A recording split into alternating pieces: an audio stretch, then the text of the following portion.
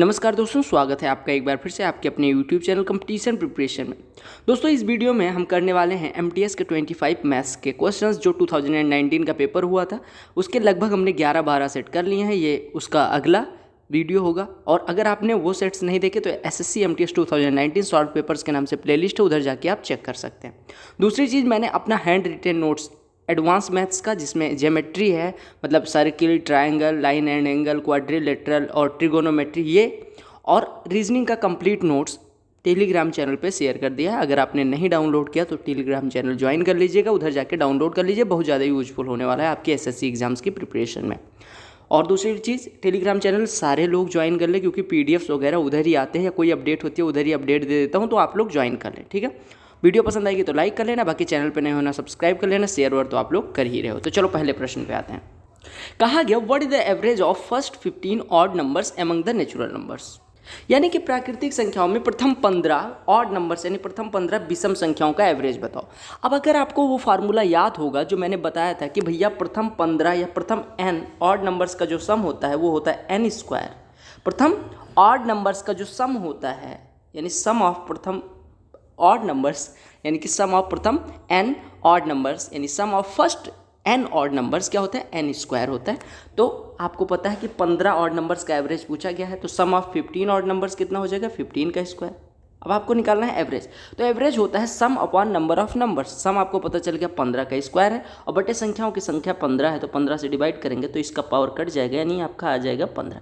यानी आपको पता चल गया कि अगर n ऑड नंबर्स का, n क्रमागत ऑड नंबर्स का, प्रथम n विषम संख्याओं का एवरेज पूछा जाए तो एवरेज क्या होगा, n ही होगा। तो आपका आंसर हो गया 15। अब मान लो 20 ऑड नंबर्स का पूछा जाता है, प्रथम 20 ऑड नंबर्स का जो एवरेज होगा क्या होगा, 20, 25, 26, 28 जितने का पूछा जाता है उतना ही एवरेज हो जाता है। क्यों, आपको पता चल गया सम होता है n स्क्वायर, और उसमें नंबर ऑफ टर्म्स से डिवाइड करेंगे तो आपका एवरेज आता है, यानी n स्क्वायर को n से डिवाइड करेंगे तो n आ जाता है, ठीक है। तो ट्रिक भी पता है, कहाँ से आती है वो भी पता है। और ऐसे सम ऑफ n प्रथम, मतलब sum of first n even numbers क्या होता है वो भी बता रखा है। Average of first n even numbers क्या होता है ये भी बता रखा है। और सम ऑफ प्रथम n, यानी sum of first n numbers क्या होता है ये भी बता रखा है। यानी प्रथम n प्राकृतिक संख्याओं का योग क्या होता है, प्रथम n सम प्राकृतिक संख्याओं का योग क्या होता है, और प्रथम n विषम संख्याओं का योग क्या होता है। सारी चीज़ें बता रखी हैं। अगर आपने वीडियोस नहीं देखी तो आप देखते रहिए सीरीज, काफ़ी कुछ सीखने को मिलेगा।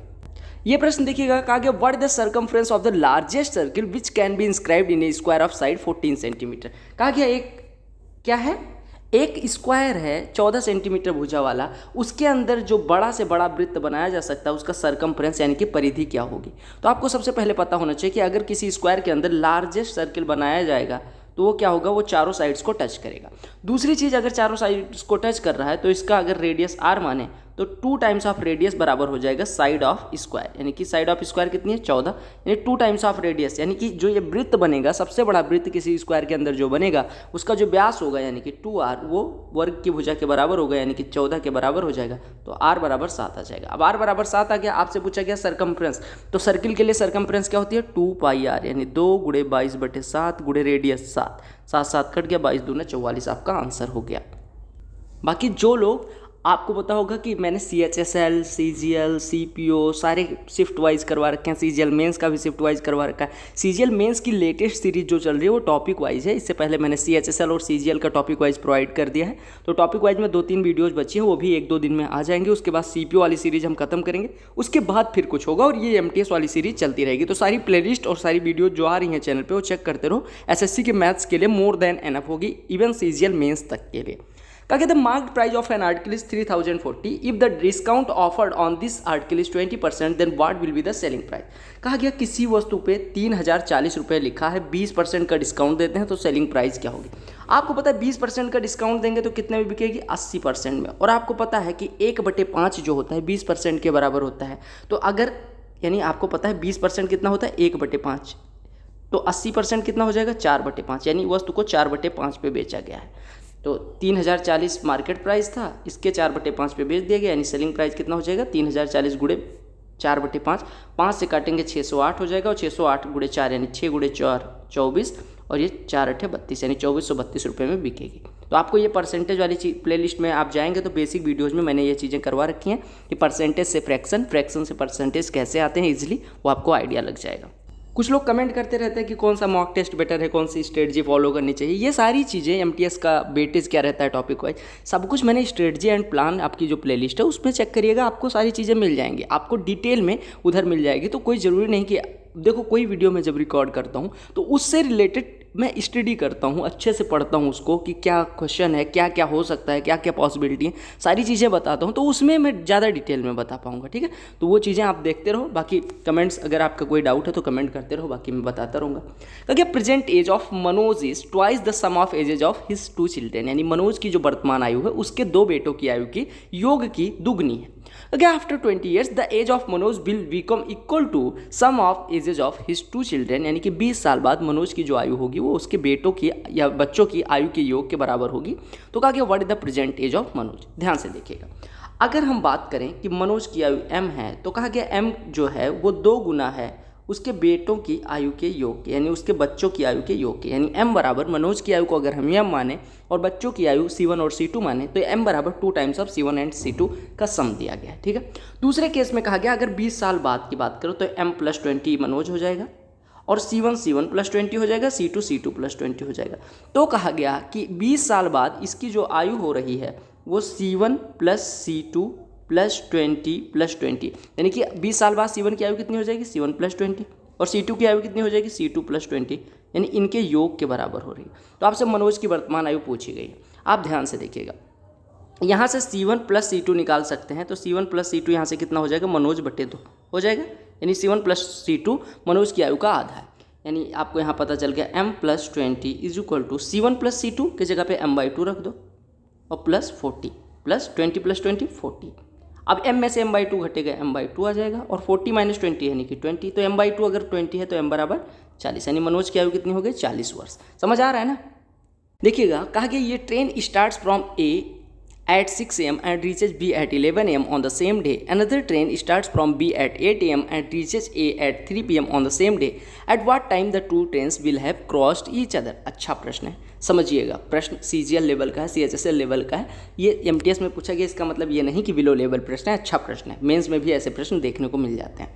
देखो, कहा गया कि 2 स्टेशन हैं A और B जहाँ से 2 ट्रेनें निकलती हैं। ये है A, मान लो ये A पॉइंट है और ये B पॉइंट है। ठीक है, ए से कोई ट्रेन निकलती है 6 बजे और वो पहुंचती है 11 बजे, 6 बजे निकलती है और 11 बजे पहुंच जाती है बी पे। बी से कोई ट्रेन निकलती है 8 बजे और ये पहुंचती है कितने बजे, 3 बजे, 3 PM पे। ये इधर की तरफ आती है और ये इधर की तरफ जाती है। ध्यान से देखिएगा, हमने जो प्रश्न में दिया गया वही लिखा। 6 बजे अगर कोई ट्रेन निकलती है 11 बजे पहुंचती है, यानी उसने कितने घंटे लिए, 5 घंटे लिए उसने। ठीक है, और दूसरी वाली ट्रेन 8 बजे निकलती है और 3 बजे पहुंचती है, यानी कितने घंटे लिए, 7 घंटे लिए। ठीक है, अब आपको क्या काम करना है, जितना टाइम लिया है ए ने, पहली वाले ने 5, दूसरी वाले ने 7, दोनों का एलसीएम ले लो, 5 7 का एलसीएम 35, और उतनी ही दूरी मान लो, यानी 35 किलोमीटर आप मान लो इनके बीच की टोटल दूरी है।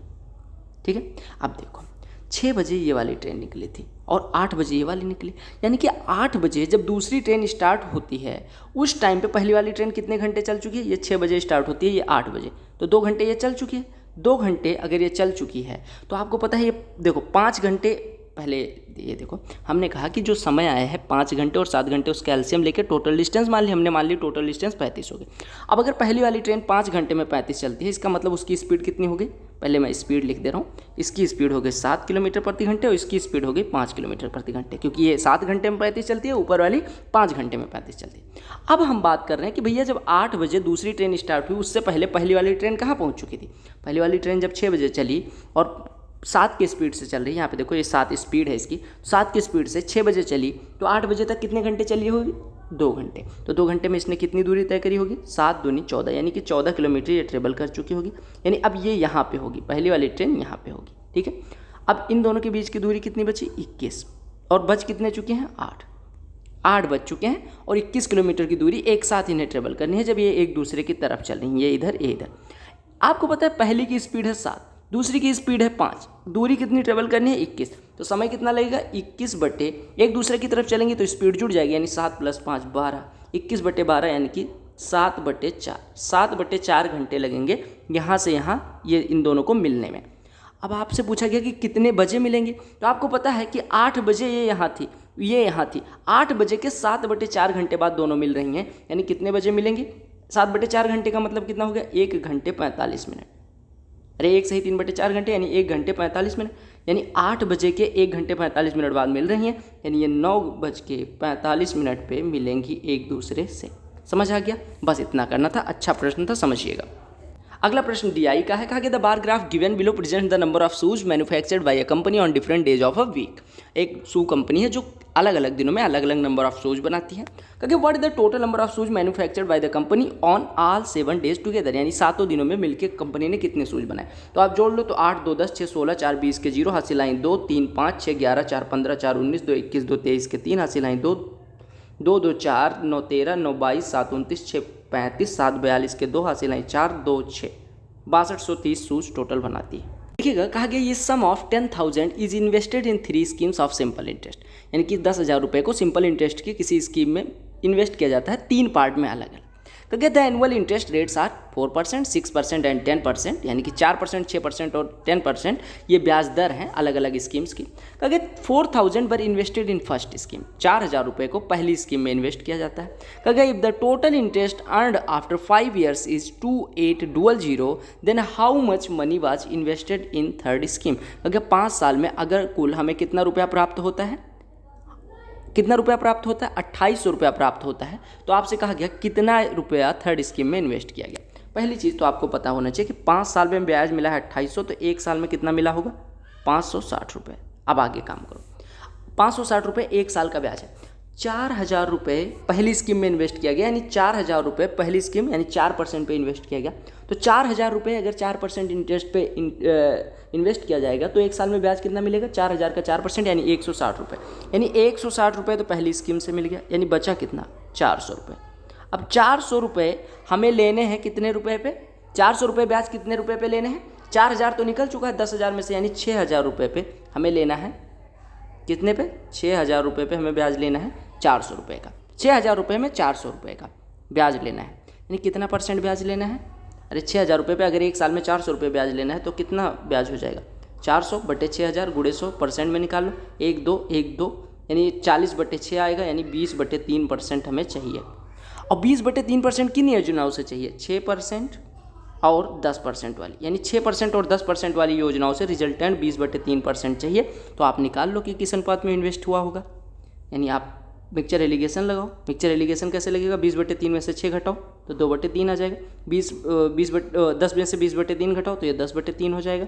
इन्हीं दोनों का जो अनुपात होगा वही इनमें लगाए गए पैसों का अनुपात होगा, यानी कि आप देखो 3 3 कट गया, 2 1 कम 2 2 5 6 10, यानी 5:1 के अनुपात में इन्वेस्ट किया गया है, यानी 10% वाले पे पूछा गया है। तो आपको पता है 10% वाले पे अगर 1 रुपया लगता है तो 6% वाले पे 5 रुपया, टोटल रुपया है 6,000, यानी 5,000 6% पे लगा और 1,000 रुपये 10% पे लगा। अच्छा प्रश्न था, यानी कि 1,000 रुपया आपका 10% वाली स्कीम में लगा है।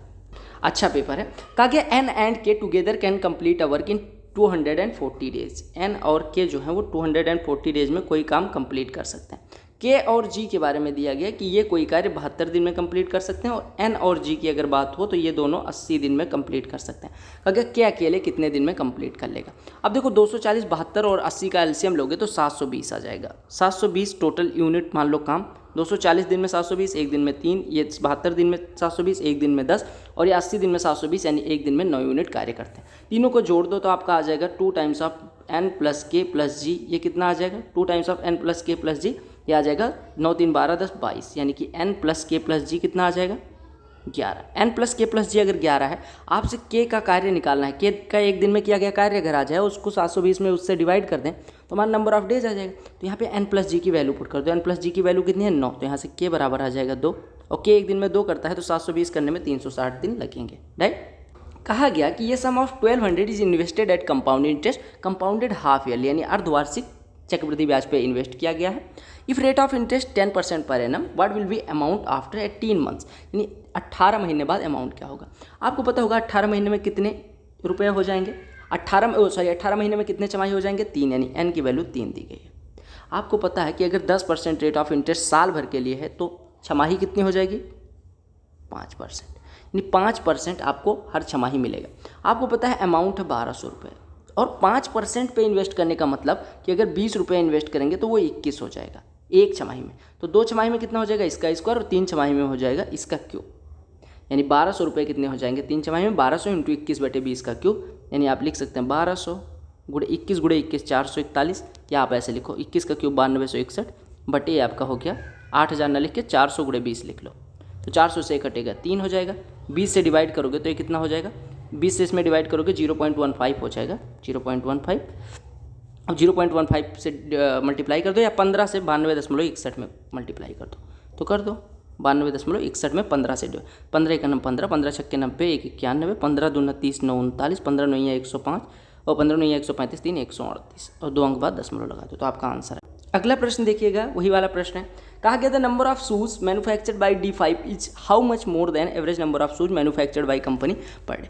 आपसे कहा गया कि जो D5 में बन रहे हैं शूज वो एवरेज से कितना ज़्यादा है। आपको पता है टोटल था 6230, एवरेज निकालना है 7 से डिवाइड कर दो क्योंकि 7 डेज हैं, तो 7 8 56, 7 9 63, यानी 890 शूज पर डे एवरेज बन रहे हैं। ऑन एवरेज कितना बन रहे हैं 890, और D5 में कितने बन रहे हैं 966, तो अंतर कितना आ जाएगा 966 माइनस 890 यानी 76 शूज D5 में ज़्यादा बन रहे हैं। कहा गया एक क्यूब का एच बोले तो किनारा होता है, या हम कहें भुजा, जिसको हम कई बार भुजा लिख देते हैं। तो आपको दिया गया कि क्यूब के लिए जो किनारा है वो 8 सेंटीमीटर का है, क्योंकि क्यूब के लिए हम जो भुजा होती है उसी को किनारा बोलते हैं। ठीक है, तो आपसे कहा गया टोटल सरफेस एरिया। क्यूब के लिए टोटल सरफेस एरिया क्या होती है, घन के लिए 6a² यानी 6 इंटू एच का स्क्वायर, यानी 6 गुणे 8 गुणे 8 64, तो 6 गुणे 64 360 में 24 जोड़ेंगे 384 सेंटीमीटर स्क्वायर, क्योंकि एरिया। माध्यिका पूछी गई मीडियन, तो मीडियन के लिए आप सबसे पहले आपको पता होगा क्या करते हैं, नंबर ऑफ टर्म्स कैलकुलेट करते हैं। तो 3 3 6 4 10, नंबर ऑफ टर्म्स हैं 10, जो कि कितना है इवन है।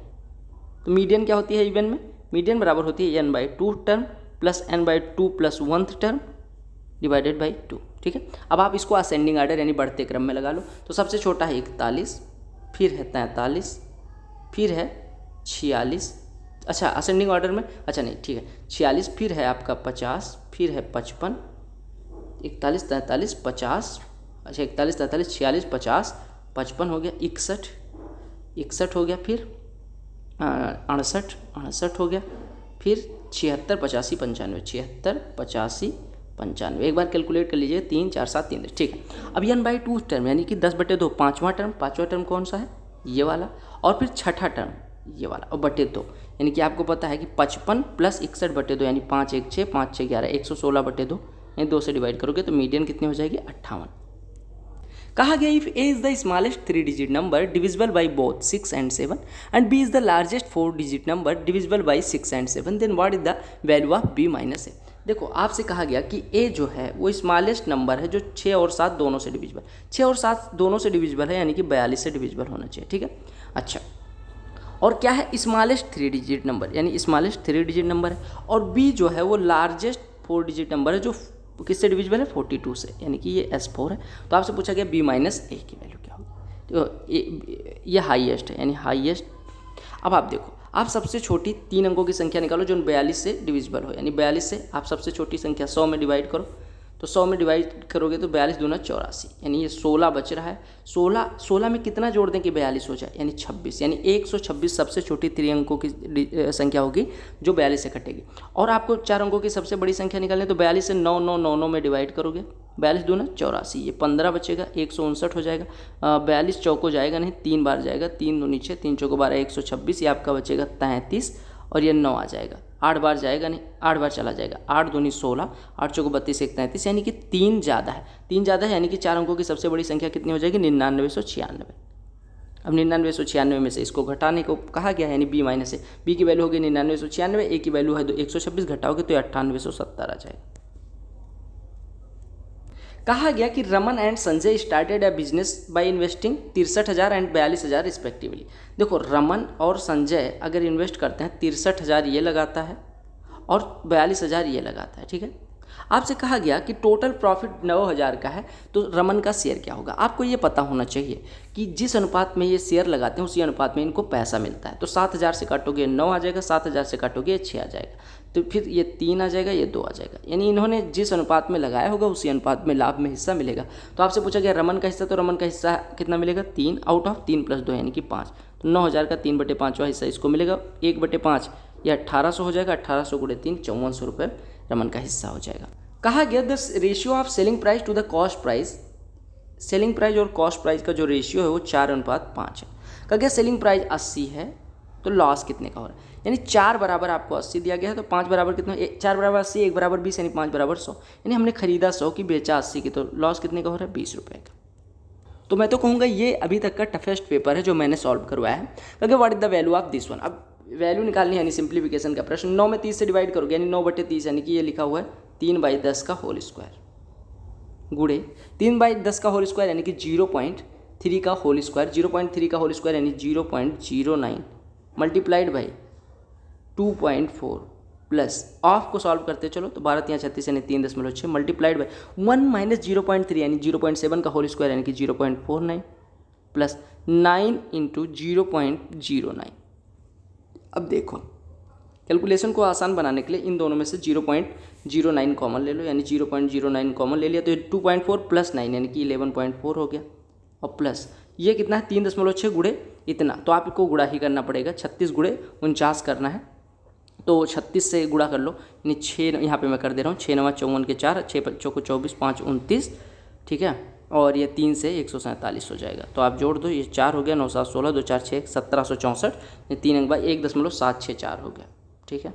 और ये कितना आएगा 9 से गुणा करोगे 9 चौको 36, और ये आपका कितना हो जाएगा 9 चौको 36, 9 1 9 3 12 और 9 1 9 1 10, और कितने अंक बाद दशमलव लगेगा इतने। अब इसी को जोड़ना है इसमें किसमें 1.764 में जोड़ोगे तो कितना आ जाएगा 6 4 10 6 2 8 1 9 7 के 7 2 2.79 आपका आंसर आ जाएगा। कहा कि Vijay alone can complete a work in 50 days, Vijay alone 50 दिन में कर सकता है, तो कहा कि how much part of work will be completed in 10 days, अगर 50 दिन में पूरा कार्य कर सकता है यानी एक दिन में 1/50 करेगा, तो 10 दिन में 10/50 करेगा यानी 1/5वां हिस्सा करेगा। देखिएगा कहा गया the profit earned on selling an article at 720 is half of the loss incurred on selling the same article on 360। कहा गया कि कोई वस्तु है जिसको अगर हम कितने में बेचते हैं 720 में बेचते हैं, तो जो प्रॉफिट होता है वो लॉस जो इसको 360 में बेचने पे होती है उसकी आधी है, यानी कि आपको पता चल गया कि अगर हम 2x की हानि सहते हैं तो लाभ x रुपये का होता है, यानी इसको अगर बेचते हैं तो x रुपये का लाभ होता है और 360 में बेचते हैं तो 2x की हानि होती है। अब अंतर ले लो तो 720 और 360 का अंतर 360 रुपये, और लाभ और हानि का अंतर ले लो तो 3x आ जाएगा, क्योंकि x माइनस 2x यानी कि 3x, और ये जो अंतर आएगा वो बराबर होगा, यानी 3x बराबर 360, x बराबर 120, यानी 120 रुपये x की वैल्यू होगी। अब आपको कॉस्ट प्राइस निकालना था तो आप कहेंगे कि अगर 360 में बेचने पे 2x यानी कि 240 का नुकसान होता है तो कॉस्ट प्राइस कितना हो जाएगा 360 प्लस 240 यानी कि 600 रुपये, यही पूछा गया। कहा गया number of shoes manufactured on D1 is what percentage of shoes manufactured by D7, D1 जो है वो D7 का कितना परसेंट, 1200 का कितना परसेंट है 720, 12 6 72 यानी 60%। कहा गया ratio of father and son is, ratio of ages of father and son is 3:1, यानी फादर और सन की आयु का जो अनुपात है वो 3:1 है। कहा गया product of their ages is 432, यानी इसकी 3x मान लो इसकी x मान लो, इनका गुणा यानी कि 3x² बराबर आपको दिया गया है 432, यानी x² बराबर 144, यानी x बराबर 12। अब x बराबर 12 आ गया तो इनकी आयु का सम यानी 3x प्लस x यानी 4x, x बराबर 12 तो 4x बराबर 48। जब पूछा जाए what is the value of, तो आप ऑफ को सॉल्व किया करो, 2 3 6 में 3 से डिवाइड करोगे 2 2 दूनी 4, यानी इसकी वैल्यू हो गई 4, ब्रैकेट लगा दो। यहाँ पे पहले स्मॉल ब्रैकेट को सॉल्व करोगे 5 दूनी 10 3 13, 12 में से 13 घटेगा -1, यानी 4 प्लस -1 यानी 4 -1, 4 -1 की वैल्यू 3 हो गई। कहा गया Rahul salary is 40% less than Rakesh salary, यहाँ पे लिखिए राहुल, यहाँ पे लिखिए राकेश, यहाँ पे लिखिए दीपक। अब आप सॉल्व करिए, देखिए क्या कहा गया है।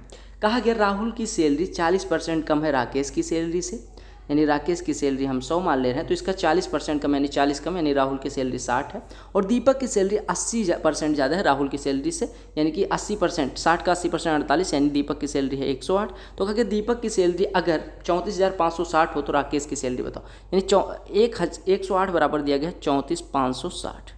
तो आपसे 100 की वैल्यू पूछी गई है। आप एक काम करो, यहाँ से निकाल लो 27 से काट दो या 9 से काटो, ये 12 हो जाएगा। 9 से इसको काटोगे तो 9 तियाँ 27 और ये 7 75 9 8 72 3840, यानी 1 बराबर कितना हो जाएगा 12 तियाँ 320, 1 बराबर 320 तो 100 बराबर 32,000, यानी राकेश की सैलरी कितनी हो गई 32,000 रुपये।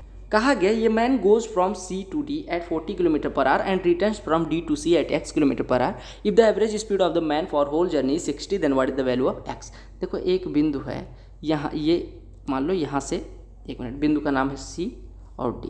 कहा गया 40 के स्पीड से जाता है, वो 40 से जाता है, ये 40 है, और x से वापस आता है, ये x से वापस आता है। आपसे कहा गया कि एवरेज स्पीड 60 है, एवरेज स्पीड 60 है, तो आपसे कहा गया what is the value of x, x की वैल्यू बतानी। देखो आपको समझना पड़ेगा कि अगर ये डिस्टेंस a हो तो आपको पता है a को अगर 40 से जाएगा, ठीक है, तो कितना समय लगेगा, a को 40 से जाएगा तो कितना समय लगेगा, आप कहेंगे a/40, a को x से वापस आएगा तो कितना समय लगेगा a/x। और अगर टोटल समय में अगर मैं बात करूं कि भैया एवरेज स्पीड जो होती है वो कितनी होती है, एवरेज स्पीड होती है total distance upon total time, total time, यानी अगर हमें टोटल टाइम निकालना है तो total distance upon average speed कर देंगे। टोटल डिस्टेंस कितनी है, a से गया a से आया यानी 2a, और बटे एवरेज स्पीड कितनी है 60। आपको पता है टोटल टाइम, टोटल टाइम क्या होता है, जाने में लगा समय प्लस आने में लगा समय, ये बराबर हो जाएगा टोटल टाइम हमने एवरेज से निकाल लिया, ए कट गया, यानी आपका 1/40 प्लस 1/x बराबर 1/30 हो गया, यानी 1/x बराबर 1/30 माइनस 1/40 यानी कि 10/1200, यानी x बराबर 1200/10 यानी कि 120। अब मास्टर क्या करते हैं, मास्टर आपको सीधे ट्रिक बता देते हैं। मास्टर बताते हैं कि अगर वो 40 से गया और x से आया और एवरेज 60 है तो आप सीधे लिख दो 1/40 प्लस 1/x बराबर 60 का आधा 30, यानी 1/30 लिख दो। तो आपको ये ऐसे बताते हैं कि इससे गया इससे वापस आया, ये एवरेज वाला है, एवरेज का आधा, ये ट्रिक बता देते हैं और आप खुश हो जाते हो। ये आती कहाँ से वो मैंने करा दिया। कहा गया average of 4 numbers is 20, if the average of first 2 is 15 then what is the average of last 2। कहा गया 4 संख्याओं का एवरेज जो है 20 है, अगर एवरेज 20 है तो सम कितना हो जाएगा 4 × 20 यानी कि 80, एवरेज 20 चारों का सम 80। कहा गया फर्स्ट 2 का एवरेज 15 है, यानी योग कितना हो जाएगा 30, यानी लास्ट 2 का एवरेज कितना योग कितना बचेगा 80 - 30 यानी 50। तो लास्ट 2 का अगर योग 50 है तो एवरेज कितना हो जाएगा 50/2 यानी कि 25। कहा गया length of one of the diagonals of a rhombus is 48, if the side of rhombus is 26 then what is the area of rhombus। rhombus क्या होता है, समचतुर्भुज जिसकी ऑल 4 साइड्स आर इक्वल, ठीक है। आपको पता है कि एक डायगोनल दिया गया 48, अच्छा प्रश्न है, मेरे नोट्स में ये सारे फार्मूले लिखे हुए हैं, और साइड दी गई है 26। अब आपसे एरिया पूछा गया है, देखो यहाँ पे 2 फार्मूले लगेंगे। आपको सबसे पहले पता होना चाहिए कि अगर एक डायगोनल D1 है एक डायगोनल D2 है, इसका और साइड का रिलेशन क्या होता है, D1 का स्क्वायर प्लस D2 का स्क्वायर बराबर 4 टाइम्स ऑफ A स्क्वायर, ये एक पहला। और एरिया रोम्बस के लिए क्या होती है, हाफ इंटू पहला डायगोनल इंटू दूसरा डायगोनल, बस इन्हीं दोनों फार्मूलों का यूज करना है। तो देखो D1 बराबर 48 दिया गया, यानी 48 का स्क्वायर प्लस D2 स्क्वायर बराबर 4 × 26 स्क्वायर, या हम कहें 52 का स्क्वायर लिखा हुआ, ठीक है। यानी D2 स्क्वायर बराबर हो जाएगा 52 का स्क्वायर माइनस 48 का स्क्वायर, ए स्क्वायर माइनस बी स्क्वायर यानी a प्लस बी, तो ये 100 और ये माइनस बी यानी 52 माइनस 48 4, यानी 400 का वर्गमूल 20, यानी D2 बराबर 20 आ गया। अब D2 बराबर 20 तो यहाँ पे पुट कर दो, यानी हाफ इंटू D1 48 इंटू 20, 20 2 से कटेगा 10 हो जाएगा, 10 इंटू 48 480, चूँकि एरिया थी तो सेंटीमीटर स्क्वायर। तो ये थे 25 क्वेश्चंस। आई होप आपको सारे क्वेश्चन समझ में आ गए होंगे। अगर समझ में आ गए हैं तो वीडियो को लाइक कर दीजिएगा, अपने दोस्तों के साथ शेयर कर दीजिएगा, और जो लोग MTS को आसानी में कह रहे थे बहुत आसान होता है, ये पेपर उन तक पहुँचाइएगा और कह दीजिएगा कि आप टाइम लिमिट में करके दिखाओ, ठीक है। जो लोग कह रहे थे MTS एकदम सड़ा पेपर होता है तो उनको ये ज़रूर दिखाइएगा। बाकी चैनल पे अगर हैं तो यूजफुल कंटेंट मिलता रहेगा, आपको कुछ भी एक्स्ट्रा पढ़ने की ज़रूरत नहीं, जितना यहाँ बताया जा रहा है उतना पढ़ लोगे, आई गारंटी कि यू विल सक्सीड। और ऐसे सक्सेस नहीं होगी, आप टॉप 100 में आओगे डेफिनेटली, बस हार्ड वर्क करते रहो। बेस्ट विशेस, घर पे रहें, सेफ रहें। बाकी अगर आपका कोई डाउट है तो इंस्टाग्राम पे मुझे भेज सकते हैं, इंस्टाग्राम ID दिख रही होगी। जो लोग टेलीग्राम चैनल से नहीं जुड़े जाके जुड़ जाए। Bye bye, love you all.